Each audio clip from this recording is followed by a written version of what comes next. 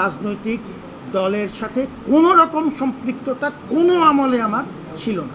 যখন গণনার কাজ চলবে বাইরে ডিসপ্লেতে সেটি পরিষ্কার দেখা যাবে। এই পরিস্থিতিতে ইলেকশন ইঞ্জিনিয়ারিংয়ের কোনো সম্ভাবনা আমি দেখি না। আমি প্রথমত যে কোনো রকম অংশীজনদের মতামতকে সম্মান দেব। আমাদের একটি গুরুত্বপূর্ণ সংগঠন ছাত্রদল, তারা তাদের মতামতের জন্য এসেছেন। মাঝে মাঝেই তারা বিভিন্ন সময়ে আমাদের কাছে আসেন, মতামত দেন, আমি সেটিকে সাধুবাদ জানাই। আমি তিনটা কথা তিন রকম পরিষ্কার উত্তর দিয়েছি। আমি কারো মতামতকে সম্মান করি, তার মতামতের বিপরীত মতামত দিয়ে তার মতামতকে খণ্ডানোর কোনো প্রয়োজন মনে করি না। আমার বক্তব্য আমি বলবো এবং সেটি সাংবাদিকদের মাধ্যমে জনগণ শুনবেন। তার বক্তব্য তিনি দিয়েছেন, সেটিও আমি সম্মান করি, তার বক্তব্যও জনগণ শুনবেন। জামাতে ইসলামী বাংলাদেশ কিংবা অন্য কোনো রাজনৈতিক দলের প্রতি আমার কোনো পক্ষপাতিত্ব নেই। রাজনৈতিক দলের সাথে কোনো রকম সম্পৃক্ততা কোনো আমলে আমার ছিল না। এই কথাটি আমি এর আগে একবার দুবার বলেছি, এবারও পরিষ্কারভাবে বললাম। এই আয়োজনটি, আজকের যে আয়োজন, এটি আমরা 11 মাস ধরে সমস্ত অংশীজনদের সাথে আলোচনা করে উদয় অস্ত পরিশ্রম করে আমার সহকর্মীরা প্রতিটি প্রস্তুতি এক এক করে নিয়ে এই আয়োজন আজকে আমরা করতে পেরেছি এবং আমি আল্লাহর শুকরানা আদায় করি।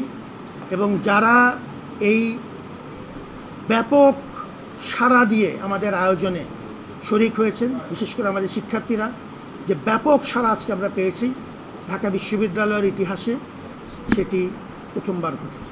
এই আয়োজনে সকাল থেকে কোনো নির্দিষ্ট রাজনৈতিক দল কিংবা অন্য কোনো ব্যাপক জনসমাগম আমাদের গেটের বাইরে হচ্ছে কিংবা বড় মাপের কোনো নাশকতার সম্ভাবনা আছে, এরকম কোনো তথ্য আমাদের জানা ছিল না। পুলিশের সাথে আমাদের যোগাযোগ শুধুমাত্র এই নির্বাচন কেন্দ্রিক না, সবসময়ের জন্য। এটি একটি জাতীয় প্রতিষ্ঠান। পুলিশ, প্রশাসন, গোয়েন্দা সংস্থা সহ আমাদের সাথে নিয়মিত যোগাযোগ আছে।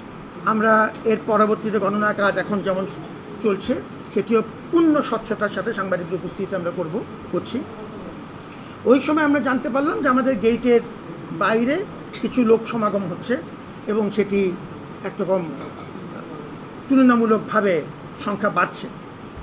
এটি জানবার সাথে সাথে আমাদের সাথে তো পুলিশের যোগাযোগ থাকে। আমরা আলাদা করে আমাদের বিএনপি কমিশনার মহোদয়, আমাদের মাননীয় স্বরাষ্ট্র উপদেষ্টা, সকলের সাথে আমরা সঙ্গে সঙ্গে কথা বলেছি। এটা আমাদের নিয়মিত প্রটোকলের অংশ এবং তারা নিরাপত্তা জোরদার করেছেন।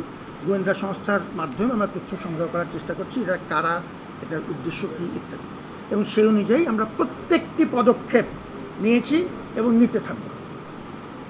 ডাকসু আমাদের ছাত্রদের প্রাণের দাবি।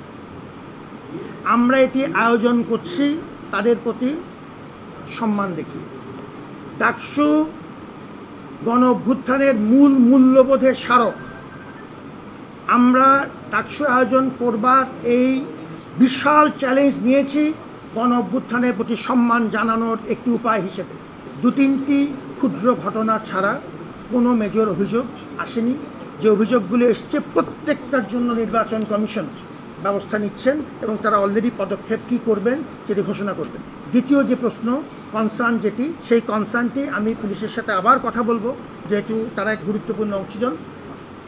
ছাত্রদল আমাদেরকে যে কনসার্নটি জানিয়েছে, পুলিশের সাথে আমরা কথা বলবো যে আসলেই লোক সমাগমের ক্ষেত্রে পূর্ণ নিরাপত্তার ব্যবস্থা পুলিশ এবং আইনশৃঙ্খলা করছে কিনা।